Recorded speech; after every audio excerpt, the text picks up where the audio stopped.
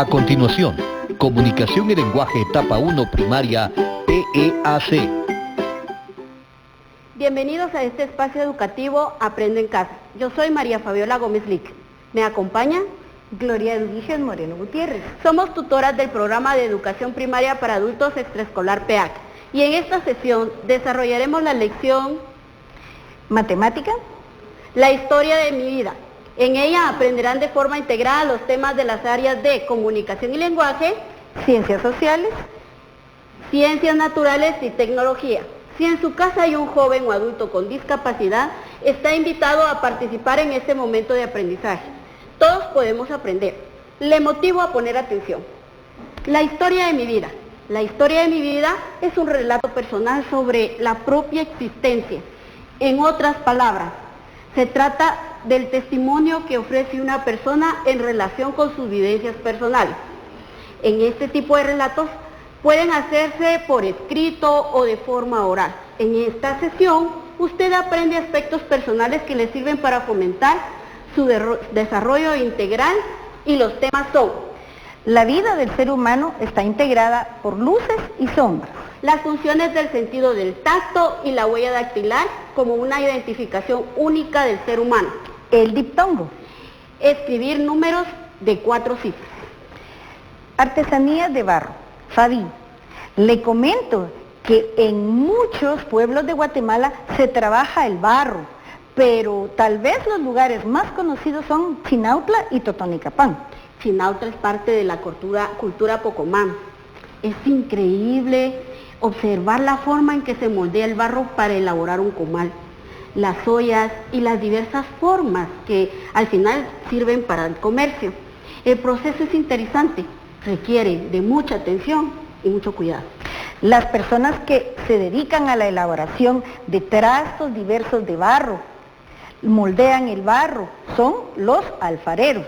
Los alfareros tienen manos hábiles y a través de sus manos perciben, moldean el barro, tinajas y luego de tener las formas que deseamos, las ollas de barro son trasladadas a hornos de fuego donde cuecen o cocinan y quedan listas para ser utilizadas. Yo soy de Chinautla, le comento, y yo he podido observar que a los niños desde muy pequeños se les pone a jugar con el barro.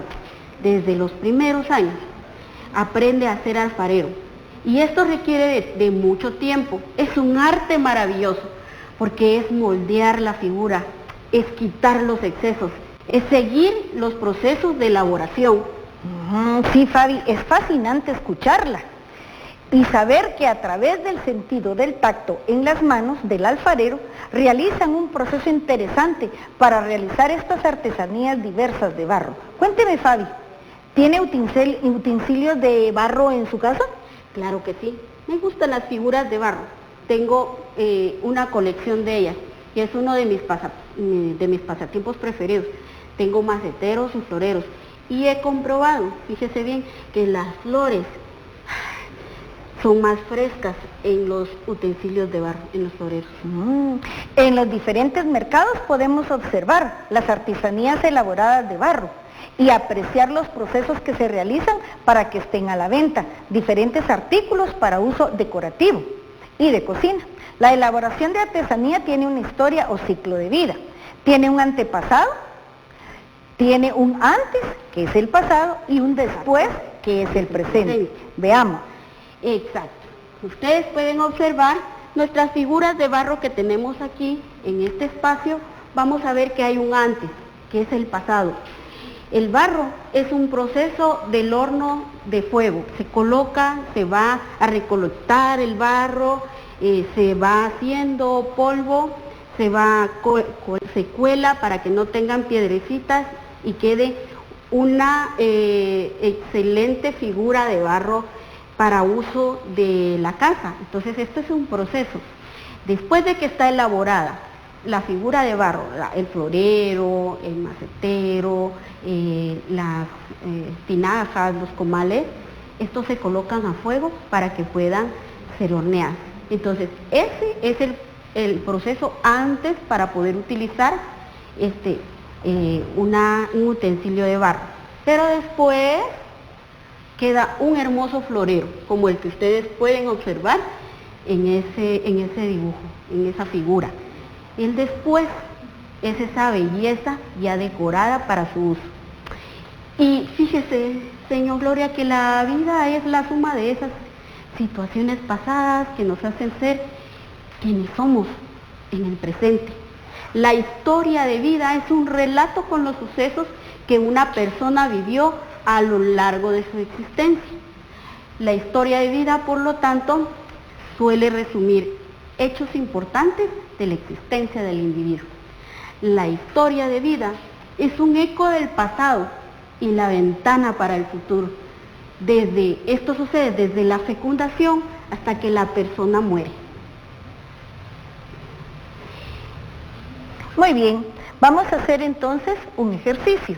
Mire, esto significa que la historia de mi vida contiene todo lo que me ha sucedido desde que nací hasta el momento en que estoy en este instante, impartiendo un proceso de aprendizaje en casa. Nuestra historia de vida tiene todo lo positivo y todo lo negativo. Los aprendizajes, los recuerdos y las anécdotas. Buscar las fotografías del pasado y recordar los acontecimientos vividos. Exacto, Gloria. El proceso de nuestra vida es como cuando el alfarero realiza diversos utensilios. Cada uno de nosotros va haciendo ese proceso de buscar lo necesario para informarnos con las situaciones vividas. Nos vamos moldeando y ahora en el presente tenemos la suma de lo que hemos hecho de nuestra vida. Ahora nosotros vamos a hacer aquí un ejercicio, pero usted allá en casa también nos va a acompañar con este ejercicio. Tenemos el pasado, la niñez, donde Gloria va a escribir un evento de este pasado que haya vivido y que ha sido como muy significativo en su vida. Tuve una bicicleta y me caí. ¿Por qué recordó este evento, Gloria? Porque me dolió la caída. ¿Y qué aprendió de esta situación? Que antes de utilizar la bicicleta, debí de haber aprendido a conducirla. Exacto, esta fue una experiencia de su niñez.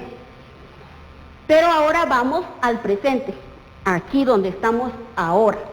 Muy bien, me fui a la escuela, a una academia y estudié para sacar mi licencia. ¿Y qué aprendió de este evento? Que para manejar, primero tuve que estudiar. Excelente. ¿Y por qué retomó usted esta experiencia?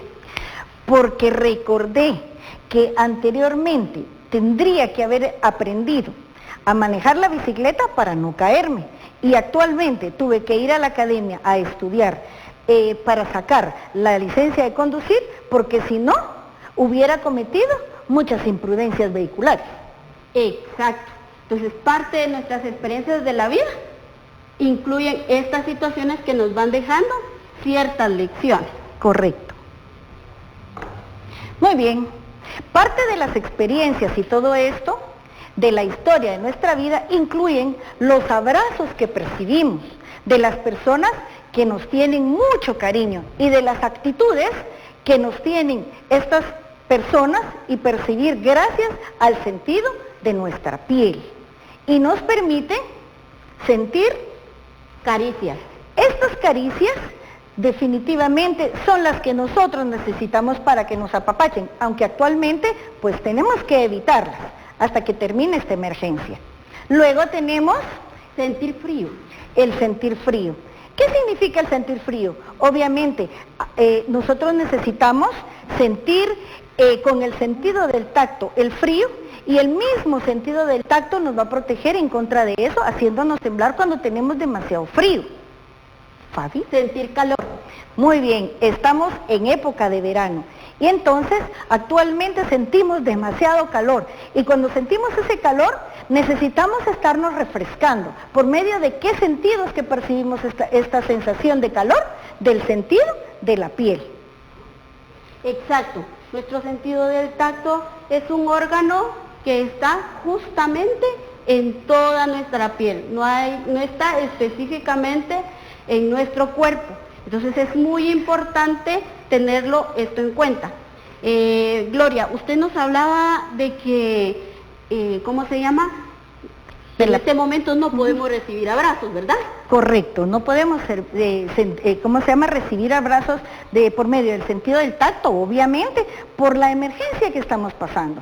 Pero también recordemos que el sentido del tacto es más fuerte en las yemas de los dedos y acá, en lo que es la palma de las manos, porque nosotros percibimos todas esas sensaciones en las partes del cuerpo en donde no tenemos cabello, o sea, en el resto de nuestro cuerpo. Muy bien, el alfarero utiliza su sentido del tacto para moldear el barro, percibe la textura, ¿sí?, del objeto que está creando.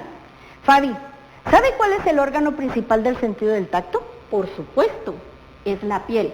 El tacto no se encuentra confinado en un órgano principal, como ocurre con la vista o la audición. Por el contrario, se extiende a lo largo y ancho de nuestra piel y nuestros tejidos internos. Muy bien, la piel entonces es la suma importante para todo el organismo. En primer lugar, es la barrera protectora que nos aísla y comunica selectivamente con todo lo que tenemos nosotros afuera. Por otro lado, nos mantiene constantemente informados sobre la temperatura, sobre el daño que sufrimos o sobre los objetos que tropezamos. La piel es la capa sensible que cubre todo nuestro cuerpo y nos protege. Está formada por dos partes, la epidermis y la dermis. Imaginémonos nosotros que tenemos una naranja. Si nosotros pelamos la naranja, la cáscara de la naranja sería la epidermis y esa parte interna blanquecina, esa sería la dermis, para poner una comparación. Entonces la epidermis es la parte externa de la piel, en ella percibimos temperatura, la presión y el dolor. En cuanto a la dermis, o sea la que está interna, el aporte profunda ayuda a mantener la temperatura del cuerpo. La falta de cuidado de la piel puede causar enfermedades. En estos días cobra importancia el lavado de las manos para evitar que usted en casa se enferme. En su casa usted tiene que lavarse las manos. En caso de no tener agua y jabón, ¿qué tenemos que hacer, Fabi? Utilizar gel. Y nosotros lo vamos a frotar bien la gel, ¿sí?, para que nos quede bien desinfectada nuestra mano. ¿Es cierto que en la yema de los dedos la huella dactilar es única? Sí, Fabi, la huella dactilar es única. Tengo entendido que aunque dos personas sean gemelas, no tienen una huella dactilar igual. Interesante. Por eso las huellas dactilares se usan para identificarnos y forma parte de nuestro documento personal, como por ejemplo el DPI, que es el documento personal de identificación, la licencia también para conducir o el pasaporte. En los documentos legales, las personas que no saben leer y escribir pueden estampar su huella para identificarse. Al inicio decíamos que cuando nos encontramos con una persona querida, pues nos abrazamos. Nuestros abrazos nos unen para manifestar afecto y cariño. Y algunas veces, pues las vocales también se unen para formar una sílaba. La unión de las vocales en una misma sílaba se llama diptongo. Excelente, Gloria, gracias por compartirnos su conocimiento. Y vamos a ver ejemplos de las palabras con diptongo. Vamos a ver caricia.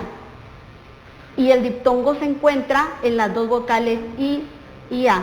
Y es una palabra que tiene 3 sílabas. Trisílaba.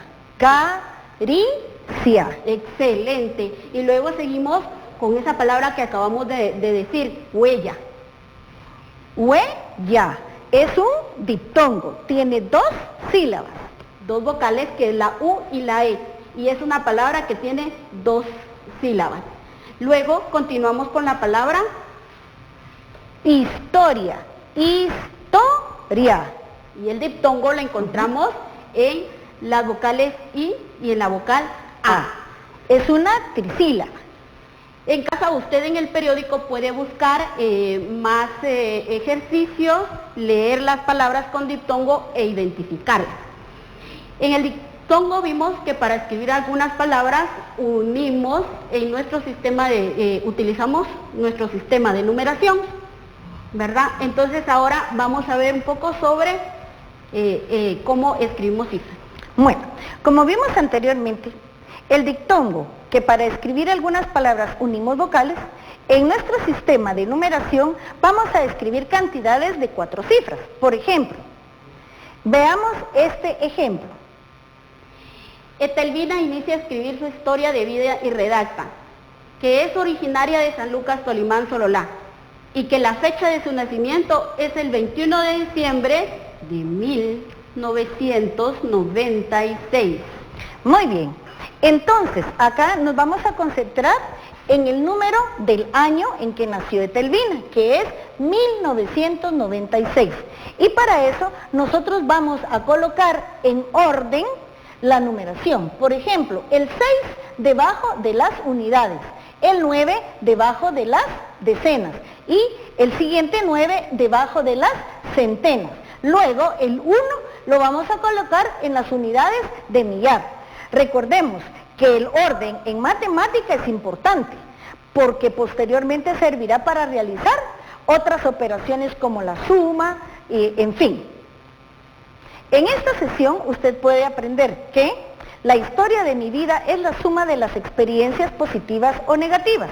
El sentido del tacto está en toda nuestra piel. Que la unión de 2 vocales en una misma sílaba se llama diptongo.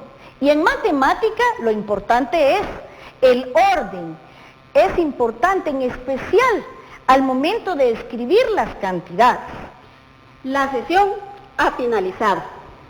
Los esperamos en una próxima oportunidad. Recuerde quedarse en casa y atender las recomendaciones para su cuidado personal y el de su familia. Juntos saldremos adelante.